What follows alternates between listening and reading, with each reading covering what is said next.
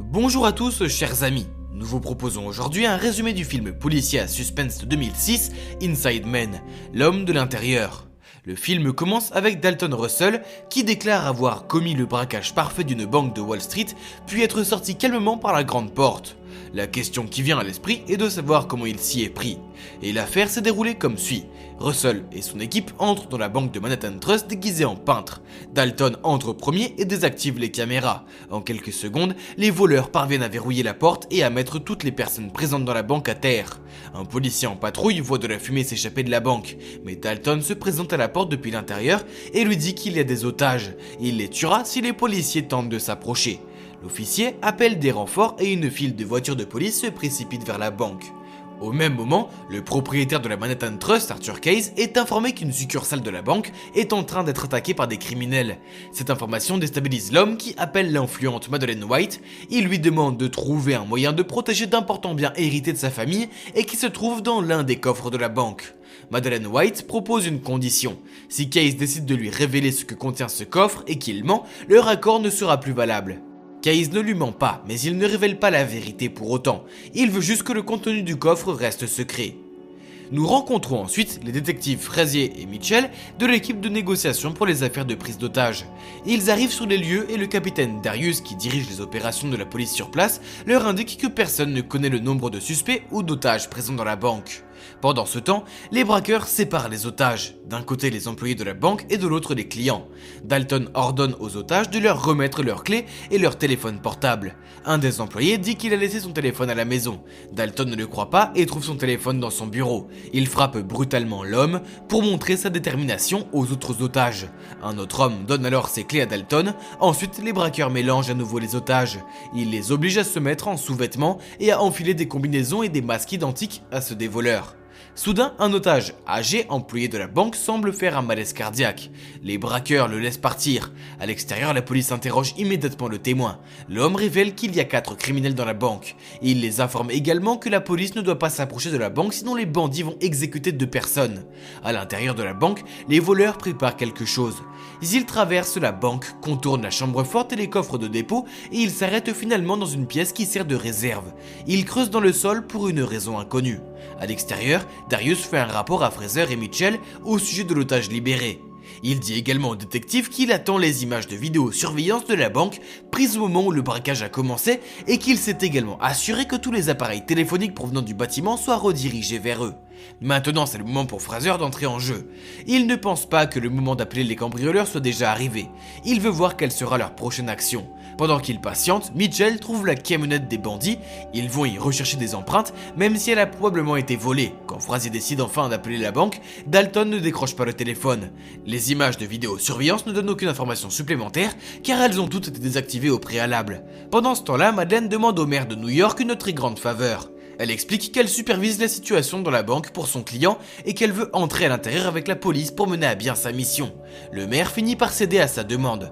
Les braqueurs, pendant ce temps, libèrent un deuxième otage avec un message attaché sur lui. Les flics, en voyant son turban sikh, pensent que l'homme libéré est un terroriste islamiste. Ils le traitent donc assez durement.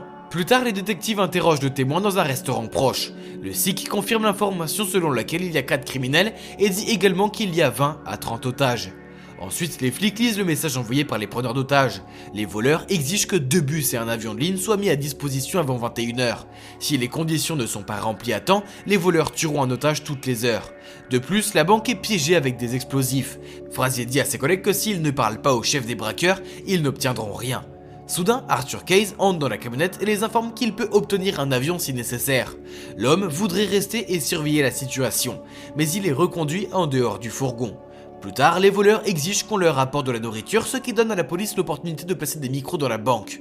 Ils choisissent de leur ramener des pizzas pour que les gens puissent se rassembler autour de la nourriture et parler. L'officier est chargé de la mise sur écoute par la Fraser d'un enregistreur numérique qui a la forme d'un stylo et qui peut enregistrer jusqu'à 30 secondes de son.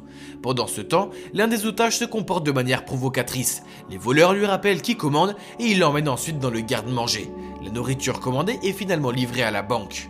La police met en marche les micros et se rend compte que les preneurs d'otages parlent une langue étrangère, peut-être du russe. Les policiers demandent aux otages s'ils ont entendu des conversations en russe. Dans le même temps, les braqueurs déplacent à nouveau certains otages d'une pièce à l'autre en les mélangeant. L'un des voleurs se fait passer pour un otage et retourne dans la première pièce. Les détectives continuent d'essayer de déchiffrer la langue étrangère. Un policier d'origine russe écoute la bande et leur révèle que ce n'est pas du russe. Frazier a l'idée de diffuser l'enregistrement dans les haut-parleurs. Peut-être que quelqu'un dans la foule des curieux reconnaîtra la langue. Un ouvrier du bâtiment dit que c'est de l'albanais. Il le sait parce que son ex-femme est née en Albanie. Les policiers appellent la femme. En échange de l'aide qu'elle offre à la police, elle demande que ses contraventions soient annulées. Frazier est d'accord. Il lui demande d'écouter la cassette et traduire la conversation. La femme écoute et rit, expliquant que c'est la voix de l'ancien président communiste albanais, Enver Hoxha. Les officiers réalisent que les cambrioleurs ont compris leur plan et qu'ils ont mis en marche un enregistrement sonore choisi au hasard. Cela change la donne. Un peu plus tard, Dalton et un de ses associés ouvrent un coffre. Il contient les documents qu'ils recherchaient depuis le début, ainsi que des sacs de diamants et une boîte à bijoux. Dalton prend le document et sa partenaire referme le coffre. Au même moment, le maire et Madeleine arrivent pour parler au détective Fraser. Madeleine explique de manière assez floue pourquoi elle est ici. Le négociateur de la police n'est pas enthousiaste pour accepter son aide. Alors Madeleine et le maire utilisent la bonne vieille méthode de chantage pour le convaincre. Quelque temps plus tard, Dalton décroche enfin le téléphone et parle à Fraser. La conversation ne mène nulle part. Dalton se contente de répéter ses exigences, menaçant de tuer les otages. Fraser pense pouvoir gagner du temps, mais il ignore que c'est Dalton qui contrôle le tempo et le manipule.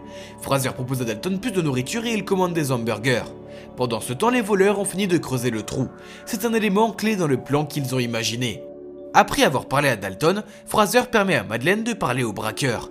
Elle raconte à Dalton quelque chose qui le convainc de le rencontrer en personne. Lorsqu'elle arrive dans la banque, elle est fouillée et emmenée auprès du chef de l'opération.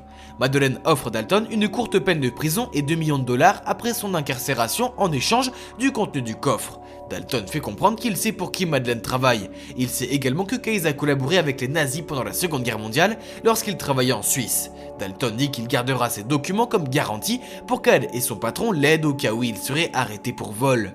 En quittant la banque, Madeleine dit à Fraser que Dalton est très intelligent et qu'il n'est pas un meurtrier. Quelque temps plus tard, Fraser décide de changer les règles du jeu parce que Dalton est probablement en train de prévoir chacun de leurs mouvements. Il appelle le braqueur et lui dit qu'il lui fournira un avion s'il laisse le détective entrer à l'intérieur d'abord pour vérifier l'état de santé des otages.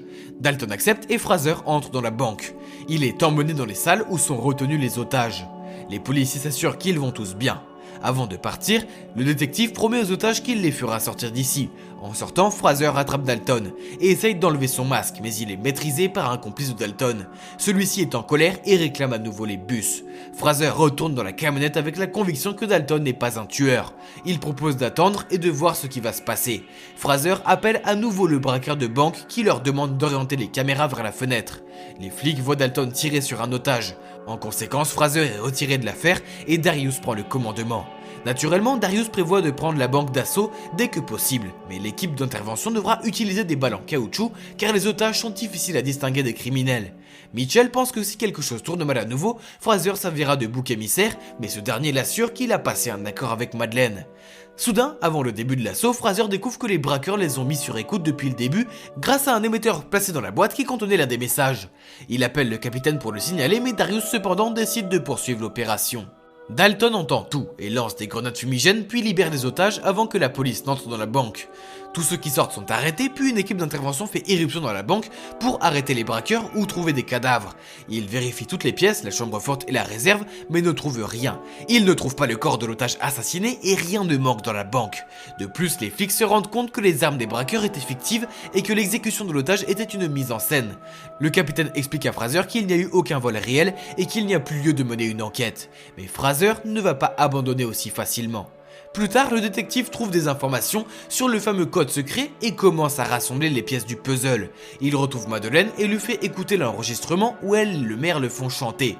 En échange du fait que cela ne soit pas rendu public, il lui demande d'en dire plus sur le coffre de Keyes. Elle ne donne qu'un seul indice et demande au détective d'oublier l'affaire. Plus tard, Madeleine rencontre Keyes et l'informe que Fraser ne posera pas de problème, mais que Dalton gardera les documents du coffre pour s'assurer de ne pas avoir de problème. Par ailleurs, Madeleine sait que des diamants étaient stockés dans le coffre. Keyes admet qu'il y avait aussi une bague Cartier qui appartenait à une de ses amies juives. Il ne l'a pas sauvée des nazis parce qu'il payait trop bien.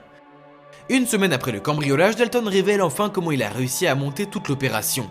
Il s'est caché à l'intérieur de la banque derrière un faux mur que ses complices avaient construit dans la salle de stockage. Il a gardé les diamants, la bague et les documents en sa possession. Une semaine plus tard, il est sorti de sa cachette et a traversé la banque comme un client ordinaire. En sortant, il croise Fraser et Mitchell, mais les policiers ne les reconnaissent pas. Fraser arrive dans la banque avec une ordonnance du tribunal pour faire ouvrir le coffre qu'il recherche. À l'intérieur, il trouve un paquet de chewing-gum, une bague Cartier et une note disant « Suivez la bague ». Fraser comprend que le jeu vient seulement de démarrer. Les détectives vont parler à Case et Fraser essaye d'en savoir plus sur le contenu mystérieux du coffre. Case esquive les questions mais Fraser lui montre le bijou et lui dit qu'un jour il découvrira ce qui cache derrière tout ça. Plus tard, Fraser interrompt le déjeuner de Madeleine et du maire pour leur montrer la bague et donne à la jeune femme le numéro du bureau des crimes de guerre à Washington. Elle lui assure qu'elle les appellera et le détective lui donne le stylo avec l'enregistrement de leur conversation.